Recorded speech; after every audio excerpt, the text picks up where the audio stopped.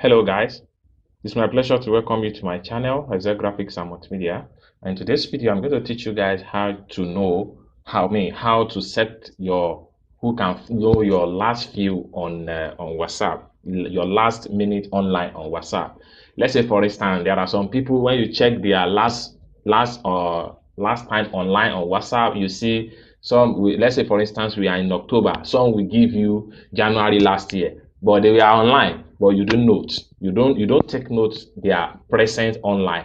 So for you to know how to set up your profile or your WhatsApp profile in such a way that people will not know when last you come online, or are you online, or you are no longer using the WhatsApp. So this video is going to help you and show you every step you need to take to set up your appearance on WhatsApp. Okay, so if you are very new to this channel, please remember to subscribe to this channel for more tips and tricks about WhatsApp tutorial. So let's get today practical started. So the first thing you need to do, guys, you have to go to your WhatsApp.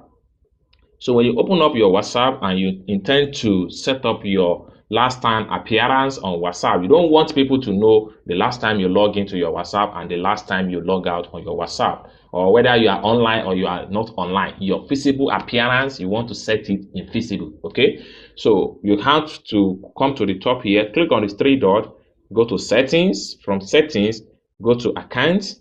Then from accounts, go to privacy. Then from privacy, now this is where you set it up. Okay, you can see the first items here, last seen. You click on last seen. So you click on last seen, so you can set it to be my contacts, that is, and everyone, that is, everyone will know the last time I'm online.